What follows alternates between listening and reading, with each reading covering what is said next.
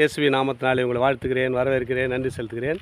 ஒவ்வொரு நாளும் அந்த வீடியோ மூலிமா உங்களை காண்பதில் மிகுந்த மகிழ்ச்சி, மிகுந்த சந்தோஷம். இந்த நாளில் ஒரு வேத வசனத்தை காண்பிக்கிறேன். மத்திய சுவிசேஷம் 4ஆம் அதிகாரம் 15 வசனம் சொல்லப்படுகிறது. என் வாழ்க்கையில் ரொம்ப இருளான வாழ்க்கையாக இருக்குது, என் வாழ்க்கையில் ஒரு வெளிச்சம் இல்லை, ஆசீர்வாதம் இல்லைன்னு நினைக்கிறியா? ஆண்டவர் உங்களை பார்த்து தான் பேசுகிறார். இந்த வீடியோ பார்க்குற அன்பு சகோதர சகோதரிகளே, உங்கள் வாழ்க்கையில் இருளான காரியம் இருக்குமேனால், இருள் என்றால் பாவமான காரியம் நமக்குள்ளே இருந்தால் அது இருள் தாங்க. ஒரு கீழ்ப்படியாமலும் அதுவும் ஒரு இருள் தான். தாய் தகப்பன் கீழ்ப்படியாமல் இருக்கலாம், அது இருள் வாழ்க்கை தான். வேலை ஸ்தலத்தில் ஒரு தடையாக இருக்கலாம், முதலாளி கீழ்ப்படியாமல் இருக்கலாம், அதுவும் ஒரு இருளான வாழ்க்கை தாங்க. ஆசீர்வாதம் பெருக்கணும் எப்படிங்க பாருங்கள், எல்லாத்தையும் கீழ்ப்படிதல் இருந்தால் தான் ஆசீர்வாதம் நம்மக்கிட்ட வரும்.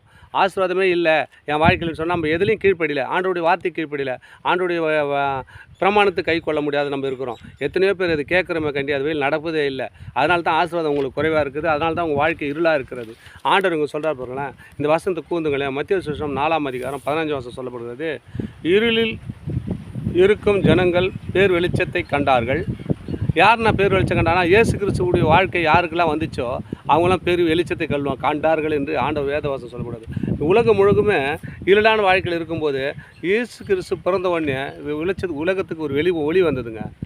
உலகத்துக்கு ஒளி யாருன்னா இயேசு கிறிஸ்து தாங்க, மெய்யான ஒளி. அவர் தான் சொல்கிறார் இந்த நாளில், இயேசு கிறிஸ்து உலகத்துக்கு மெய்யான ஒளியாக வந்தாராம். மெய்யான ஒளிங்க. இருளில் வாழ் ஜனங்கள் பேர் வெளிச்சத்தை கண்டார்கள். பேர் வெளிச்சம்னா இயேசு கிறிஸ்துவனுடைய வெளிச்சத்தில் நம்ம நடக்க கற்றுக்கிறோம். பேர் வெளிச்சத்தை கண்டார்கள். மரண இருள் திசையில் இருக்கிறவர்களுக்கு வெளிச்சம் உதித்தது என்றார். மரண இருள் கட்டுகளில் மாட்டி கொண்டிருக்கிறார்கள், பிரச்சனையோடு இருக்கிறார்கள், வேதனையோடு இருக்கிறார்கள். யாரெல்லாம் இயேசுவை நோக்கி கூப்பிட்றாங்களோ அவங்களாம் விடுதலை உண்டாகுதுங்க. சப்பானி நடந்தாங்க, ஓமையை பேசினா, குருடன் பார்வையை செய்தான், சப்பானி நடந்தாங்க. எத்தனையோ காரியத்தில் அந்த இருளான காரியம் அவங்க வாழ்க்கையில் நடைபெற்றதுங்க. அதுக்கு தான் சொல்கிறார், இயேசு இருளானவர்கள் இல்லைங்க, அவருக்குள்ளே கொஞ்சம் கூட இருள் கிடையாது, எல்லாம் வெளிச்சம். அவர் தான் சொல்கிறார், இருளில் வாழும் ஜனங்கள் பேர் வெளிச்சத்தை கண்டார்கள். மரண இருள் இருக்கிறவர்களுக்கு, திசையில் இருக்கிறவர்களுக்கு வெளிச்சம் உதித்தது. அப்போனா யாருன்னா மரண இருள், சாவுக்கு போராடி கொண்டு இருக்கிறாங்க. அப்படியேப்பட்ட ஆள் கூட பாருங்கள், இயேசுவே என்னை விடுதலை ஆக்குப்பான்னு யாருன்னா கூப்பிட்டு பாருங்களேன், உண்மையே விடுதலைங்க. உணர்ந்து பாருங்கள், பரிசோதனை பண்ணி பாருங்கள், இயேசு நோக்கி கூப்பிட்டு பாருங்கள். நிச்சயமாக உங்கள் வாழ்க்கையில் ஒரு அற்புதம், அடையாளம், அதிசயங்க. என் வாழ்க்கையில் கூட அநேக அற்புதம் கிடைக்கும். அநேக குடிய பழக்கத்தில் அடிமைத்தனமாக இருந்த என்னை ஆண்டவர் மாற்றி உங்களோடு பேச வச்சுக்கிறார் பாருங்கள், எவ்வளோ அற்புதம் பற்றியா. மறித்து போயிருப்பேன், மரண இருள் என்னை சூழ்ந்து கொண்டது, முடியாதுன்ட்டாங்க டாக்டர், அவ்வளோதான், எல்லாம் போச்சு, உள்ளக்கிற உறுப்புலாம் போச்சுன்ட்டாங்க. ஆண்டவர் பற்றியா எல்லா உறுப்பும் உருவாக்குறவர் அவர் தாங்க, அவர் தான் உண்டு பண்ணுவார், அவர் தான் சொல்கிறார், உங்களை பார்த்து பேசுகிறார். இருளில் ஜனங்கள் பேர் வெளிச்சத்தை கண்டார்கள். மரண இருள் இருக்கிறவங்களுக்கு திசை, மரண இருள் திசைன்னு சொன்னால் மரணத்துக்கிட்ட போயிட்டாங்க, அவள் தான் மறிக்க போகிறேன்னு சொல்லிட்டாங்க. என்ன போல் மரண இருள் திசையில் இருக்கிறவர்களுக்கு வெளிச்சம் உதித்தது என்றார். யாரெல்லாம் இந்த உதித்ததுன்னு சொன்னால், யாரெல்லாம் இப்போ இயேசு நோய் கூப்பிட்றீங்களா, உங்கள் மரண இருளிலிருந்து ஆண்டவர் திசை ஒளியாக வந்து உங்களை ஆஸ்வதிக்க போகிறாருங்க. அதுக்கு தான் அந்த வசனம் சொல்லுறாரு, மரண நிலையில் இருக்கிறவர்கள் வெளிச்சம் உதித்தது. இருளில் ஜனங்கள் பேர் வெளிச்சத்தை கண்டார்கள். யாரெல்லாம் இருளில் இருக்கிறீங்க, வெளிச்சத்துக்கு வாங்க. வெளிச்சமான வாழ்க்கை எதுன்னு பாருங்கள். ஏசப்பா தாங்க வெளிச்சம், அவர் தாங்க வழி வாசல். நான் சத்தியம் ஜீவனமாக இருக்கிறேன், என்னை இல்லாமல் பிதாவோடு ஒருவனும் வர முடியாதுன்றார். பாருங்கள் எப்படிப்பட்ட வார்த்தைகள் நிறைய தெரியுமா, கூர்ந்து கவனிங்க.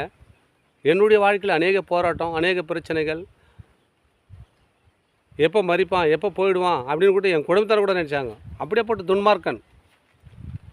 துன்மார்க்கன், அக்கிரமக்காரன், அநியாயக்காரன், குடிக்காரன், எல்லா பழக்கத்திலையும் அடிமையாக இருந்த என்னை ஆனால் தூக்கி எடுத்த தேவன் அவர் தான் உங்களோட சொல்கிறார். மரண இருள், மரணம் என்னை பற்றி கொண்டது, பாதாள கட்டுகள் என்னை சூழ்ந்து கொண்டது, ஆனாலும் கர்த்தர் என்னை விடுவித்தார். அவரை பார்த்து அப்போ பேசி கொண்டிருக்கிறேன். நீங்களும் உங்கள் வாழ்க்கையில் மரண இருள் கட்டு இருக்கிறதா? அதுதான் ஆண்டவர் சொல்ல, இருளில் ஜனங்கள் பேர் வெளிச்சத்தை கண்டார்கள். யாரெல்லாம் பேர் இயேசு கிறிஸ்து ஏற்றுக்கொண்டதில்லை, நீங்களாம் வெளிச்சத்தில் நடக்கிறீங்க. உறுதியாக நான் சொல்கிறேன், இயேசு கிறிஸ்து நம்ம வாழ்க்கையில் ஒளியாக வந்தவர். அவருடைய கொஞ்சலும் இருள் இல்லை, அவரை பற்றி கொள்கிற நம்ம வாழ்க்கையிலும் வெளிச்சம் உதிக்கும். என் வெளிச்சம் இல்லைன்னு சொன்னால் நம்ம இயேசு வழியில் பின்பற்றலன்னு அர்த்தம். இயேசு வழியில் பின்பற்றுங்க, அடியனை போல சமாதான சந்தோஷத்தோடு நீங்களும் வாழ போகிறீங்க. ஆமேன். தொடர்ந்து இந்த வீடியோ பாருங்கள், பிடிச்சிருந்தால் லைக் பண்ணுங்கள், சப்ஸ்கிரைப் பண்ணுங்கள், ஷேர் பண்ணுங்கள். ஆமேன்.